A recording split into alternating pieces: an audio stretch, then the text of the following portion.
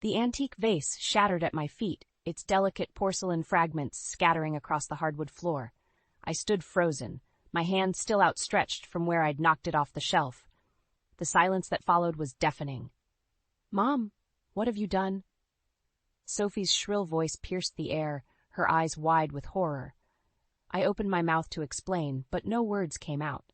How could I tell them it was an accident when they were looking at me like I was a criminal?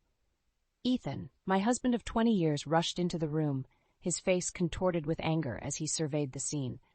"Amanda, that was my mother's prized possession. How could you?" I didn't mean to," I stammered, finally finding my voice. "I was just dusting and—" "Save it," Ethan snapped, cutting me off. "You've always been jealous of my mother's things. Admit it, you did this on purpose." I felt like I'd been slapped. "What? No, of course not. It was an accident, I swear." Sophie scoffed, rolling her eyes. "Right, Mom. Just like it was an accident when you lost Grandma's pearl necklace last month?" My heart sank. That had been a genuine mistake, but now it was being used against me. I looked from my daughter to my husband, searching for any sign of understanding in their eyes. There was none. "I think you should leave," Ethan said, his voice cold and firm. "Leave? But this is my home," I protested, feeling panic rise in my chest. "Not anymore," he replied. "I want you out by tonight. We can't trust you around valuable things anymore." I turned to Sophie, hoping for support, but she just crossed her arms and looked away. My own daughter siding with her father against me. The betrayal stung worse than any physical pain. "You can't be serious," I said, my voice barely above a whisper. "Where am I supposed to go?" Ethan shrugged, already turning away. "That's not my problem. Just get out of my sight." As if on cue, the doorbell rang. Ethan went to answer it, leaving me alone with Sophie. "Sophie, honey, please," I pleaded. "You know I would never do something like this on purpose."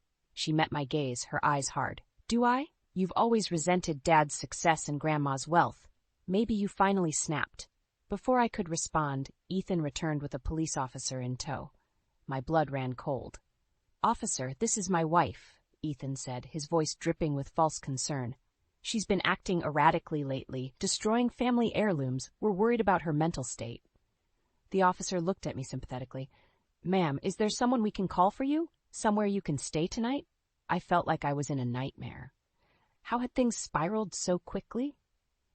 Just this morning, we'd been a normal family having breakfast together. Now, I was being treated like a criminal in my own home. I can call my sister," I managed to say, my voice shaking. As I fumbled for my phone, I caught sight of Ethan and Sophie exchanging a look. There was something in their eyes, something that made me wonder if this was more than just a misunderstanding. The officer escorted me to my room to pack a bag. As I threw clothes haphazardly into a suitcase, my mind raced. What was really going on here? Why were Ethan and Sophie so quick to turn on me? I paused, my hand on a framed photo of the three of us from happier times. Something wasn't right, and I was determined to find out what it was. They might think they've won, kicking me out like this, but they had no idea what I was capable of. As I walked out of the house I'd called home for 2 decades, I made a silent vow. I would uncover the truth, clear my name, and make them regret ever doubting me. This wasn't the end, it was just the beginning. I spent a restless night on Abby's couch, my mind racing with questions and doubts. The morning light had barely crept through the curtains when my phone buzzed. It was Sophie. "Mom, you need to come to Grandma's house, now." My heart leaped into my throat. "Is everything okay?" "Just come," she snapped before hanging up. I arrived at my mother-in-law's sprawling Victorian home within the hour, my stomach in knots. Ethan's car was already in the driveway. As I approached the front door, I heard raised voices inside. "I'm telling you, Mother, it was Amanda." Ethan's voice carried through the open window. "She's been eyeing your valuables for years."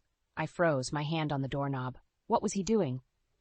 "But dear, Amanda's always been so kind," his mother Margaret replied. Her voice was frail, confused. "Are you sure?" "Of course I'm sure," Ethan insisted. "Why do you think she's not here now?" "She's probably pawning your things as we speak."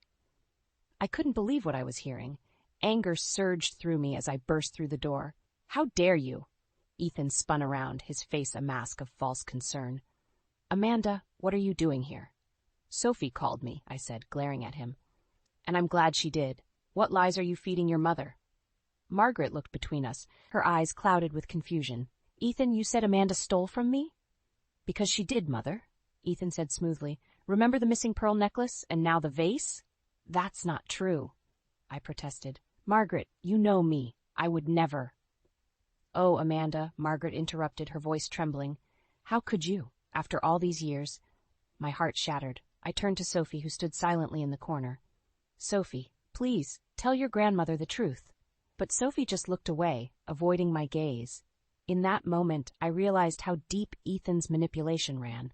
He had turned not just my daughter against me, but his own mother, too. I think you should leave, Ethan said, his voice dripping with false sympathy. You're upsetting Mother. I stood my ground. I'm not going anywhere until we sort this out. Margaret, please try to remember. I've always respected your things. It's Ethan who... Enough, Ethan shouted, his calm facade cracking. Mother doesn't need this stress. Sophie, take Grandma upstairs. As Sophie led a bewildered Margaret away, I turned on Ethan. What game are you playing? His eyes narrowed. Game? I'm protecting my family from a thief. We both know that's not true, I hissed. Why are you doing this? What are you hiding? For a split second I saw fear flicker in Ethan's eyes, but it was quickly replaced by cold anger. You're delusional, Amanda. Maybe you need professional help. The only help I need is a good lawyer, I retorted. You won't get away with this. Ethan laughed, a cruel sound that sent chills down my spine. Get away with what? Telling the truth? Face it, Amanda. No one will believe you over me. I'm the successful businessman. You're just a housewife with a history of accidents around valuable antiques. His words hit me like a physical blow. I realized then how carefully he had orchestrated this, how long he must have been planning it. But why? As I turned to leave, I caught sight of a letter on Margaret's desk. The logo at the top made my blood run cold. It was from the bank that handled Ethan's business accounts. Suddenly, pieces started falling into place. The missing antiques, Ethan's increasingly lavish spending, his desperation to discredit me. Was he in financial trouble? I walked out of the house, my mind whirling. Ethan thought he had won, but he had no idea who he was dealing with. I might be down, but I was far from out. It was time to start digging, to uncover what Ethan was really hiding. As I drove away, I made a silent vow. I would expose Ethan's lies, clear my name, and reclaim my life. The game was on, and I intended to win. I sat at Abby's kitchen table, nursing a cup of coffee and mulling over the events of the past few days. My sister bustled around, preparing breakfast and shooting concerned glances my way. Amanda, you need to eat something, she said, sliding a plate of toast in front of me. I shook my head. I can't. I keep thinking about Sophie. How could she turn on me like this? Abby sighed, taking the seat across from me. Honey, you've been blind to this for years. Ethan's been poisoning Sophie against you since she was little. What are you talking about? I asked, my defenses rising. Think about it, Abby pressed. Who always gave in to her every whim? Who never made her face consequences? Ethan's turned that girl into a spoiled princess, and you've let it happen. Her words stung, but deep down I knew she was right. I thought back to all the times Ethan had undermined my parenting, always playing the fun dad while I was left to be the disciplinarian. As if on cue, my phone buzzed with a text from Sophie. Dad's taking me to Paris for the weekend. Thought you should know. I showed the message to Abby, my hands shaking. See? He's buying her loyalty with trips and gifts. Abby's eyes narrowed. Amanda, don't you think it's odd that Ethan's splurging on a Paris trip right after accusing you of theft? Where's this money coming from? Before I could respond, there was a knock at the door. Abby went to answer it, and I heard hushed voices in the hallway. A moment later, she returned with a stern-faced woman in a suit. Mrs. Thompson? The woman asked. I'm Linda Carson from Child Protective Services. We need to talk about your daughter, Sophie. My heart plummeted. What? Why? Linda sat down, her expression grave. We've received reports of potential emotional abuse and neglect. Given the recent accusations against you, we need to assess Sophie's living situation. I felt like I'd been punched in the gut. This is ridiculous. I've never abused Sophie. Ethan's the one who. Mrs. Thompson, Linda interrupted, please understand that we're just doing our job.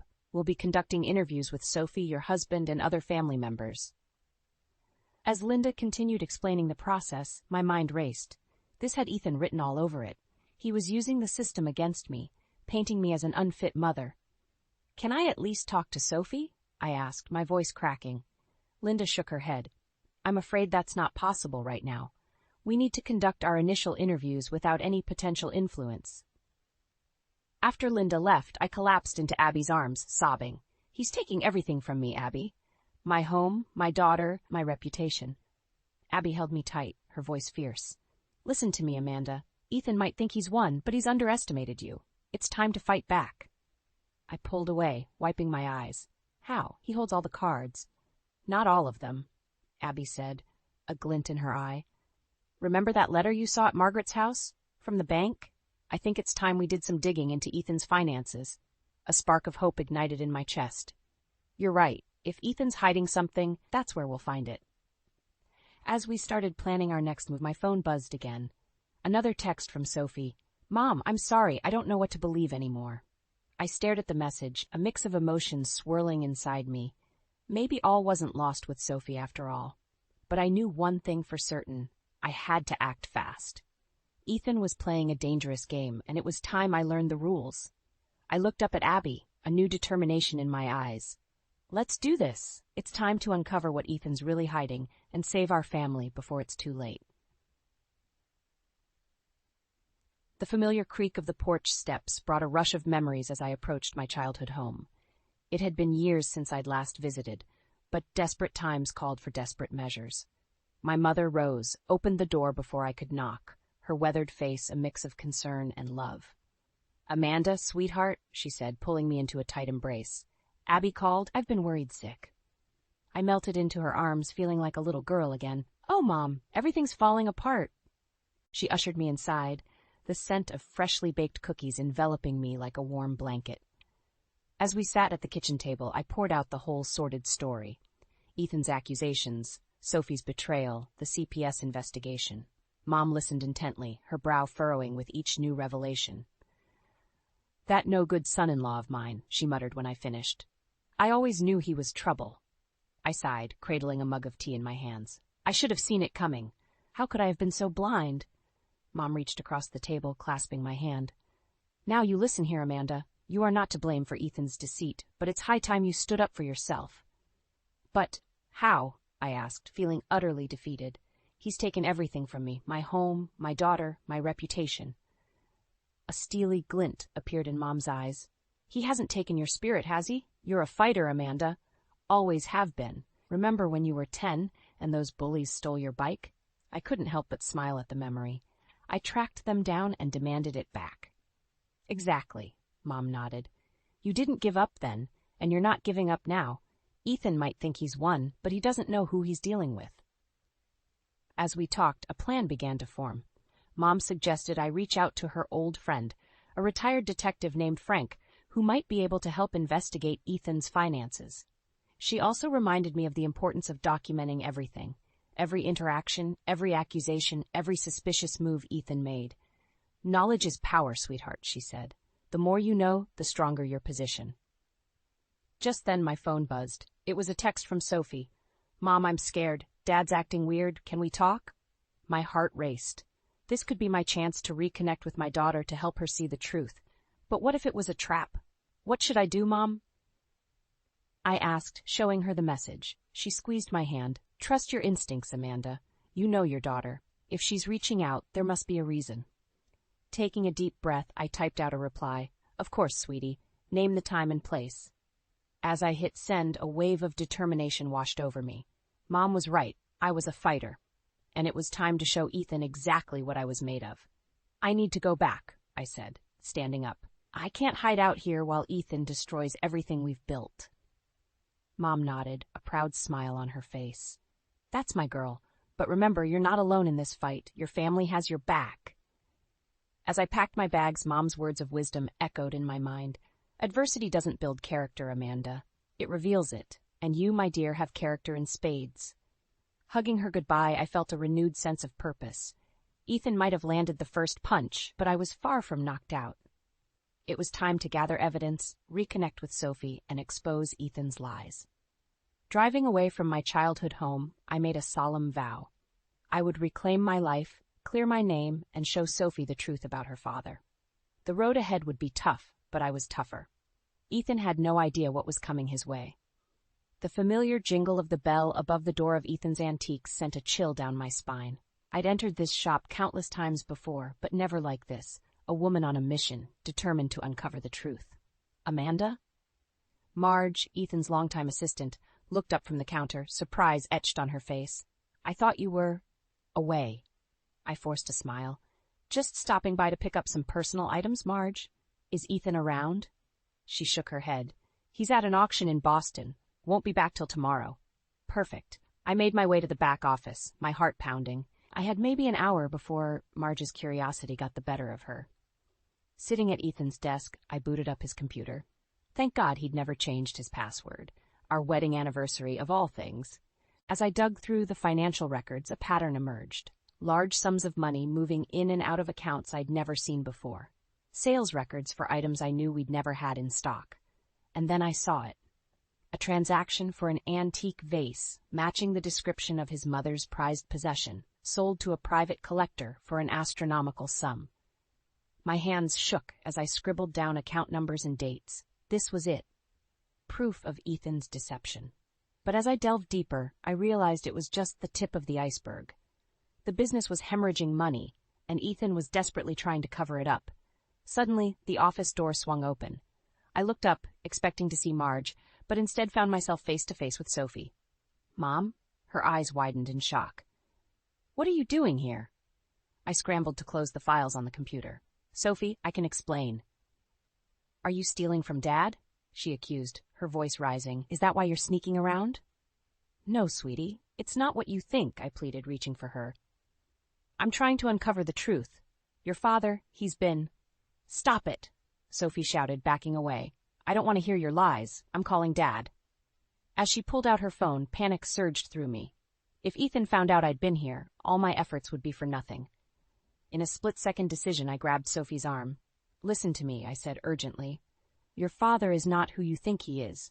He's been lying to all of us, including your grandmother. I can prove it, but I need you to trust me. Sophie hesitated, her finger hovering over Ethan's number. Why should I believe you? Because I'm your mother, I said softly. And despite everything that's happened, I love you more than anything in this world. I would never lie to you, Sophie. Not about this. For a moment, we stood in tense silence. Then, slowly, Sophie lowered her phone. You have 5 minutes to explain. Relief washed over me. I quickly showed her the financial records, explaining the discrepancies and the suspicious transactions. As understanding dawned on her face, I saw a flicker of doubt in her eyes. But why would Dad do this? She asked, her voice small. I don't know, sweetheart, I admitted. But I intend to find out. Will you help me? Sophie bit her lip, conflict clear on her face. Then, with a determined nod, she said, What do you need me to do? In that moment, I felt a surge of hope. My daughter was back on my side. But I knew we weren't out of the woods yet. Ethan would return soon, and when he did, all hell would break loose. As we hurriedly copied files and gathered evidence, I steeled myself for the confrontation to come. The stakes had never been higher. Not just for me, but for Sophie and the entire family. One thing was certain. There was no turning back now.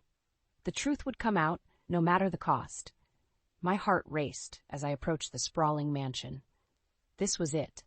The home of Ethan's wealthiest client, Richard Holloway. Sophie had overheard Ethan mentioning a special delivery here, and my gut told me this was where we'd find the missing antique. Are you sure about this, Mom? Sophie whispered beside me, her face pale with anxiety. I squeezed her hand. We have to know the truth, sweetheart, no matter what. Taking a deep breath, I rang the doorbell. A maid answered, eyeing us suspiciously. We're here to see Mr. Holloway, I said, mustering all the confidence I could. It's about an antique he recently acquired. Moments later, we were ushered into an opulent study. Richard Holloway, a distinguished man in his 60s, greeted us warmly. Ah, you must be from Ethan's Antiques, he said, smiling. I was expecting someone to check on the vase.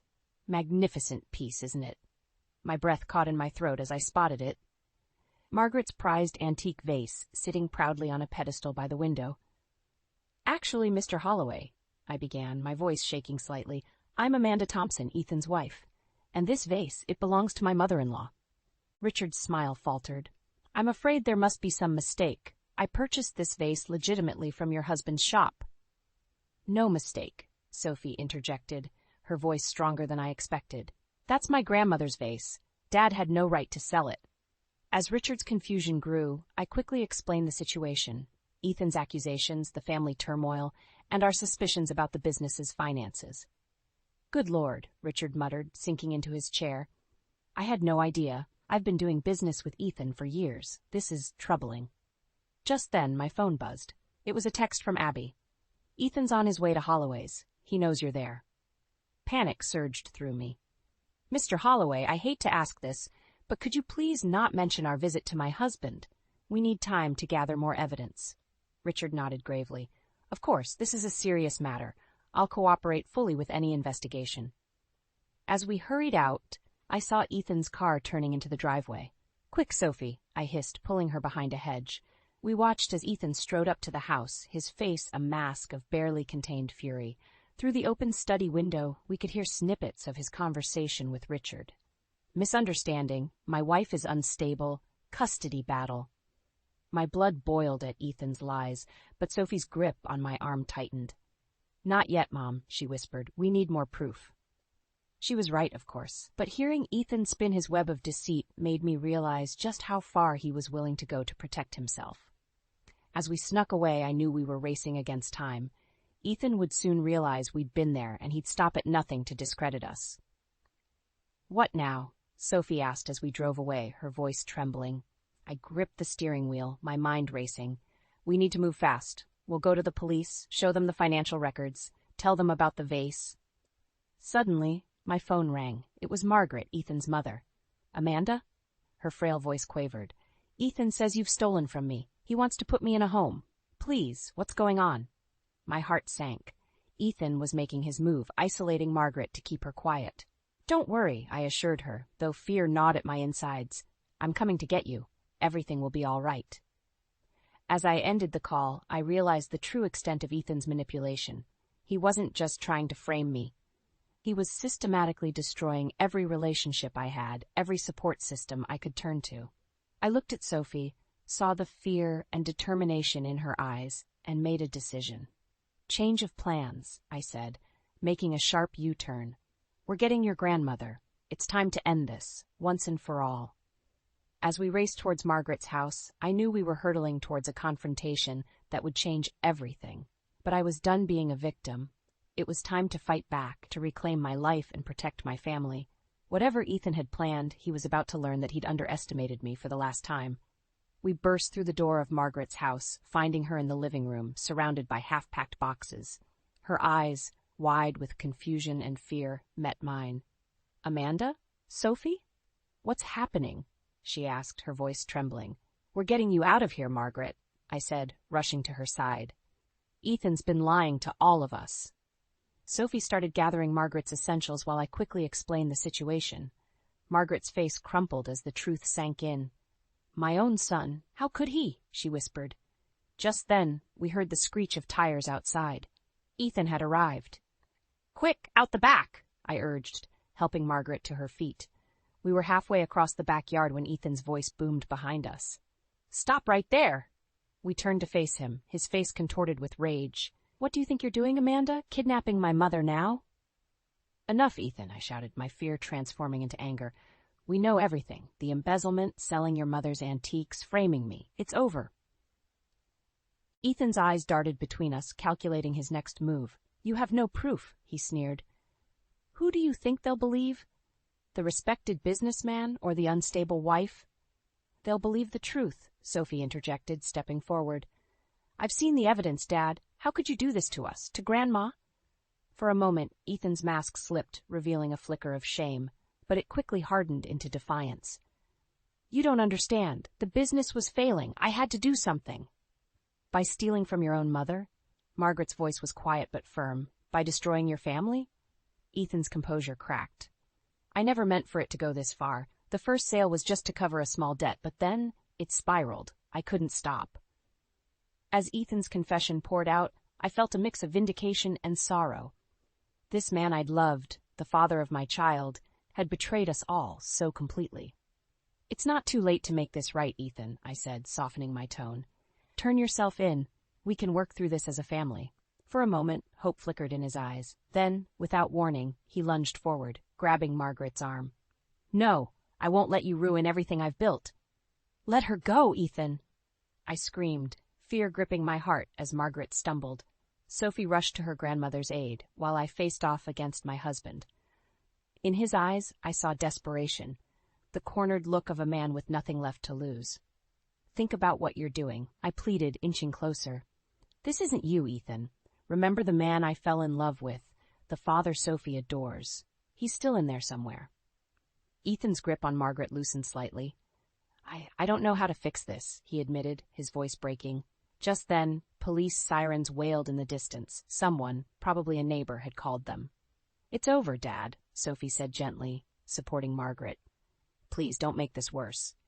As the police cars pulled up, Ethan's shoulders sagged in defeat. He released Margaret and slumped to the ground, burying his face in his hands. While the officers took Ethan into custody, I held Margaret and Sophie close. We'd won, but the victory felt hollow. Our family was irrevocably changed.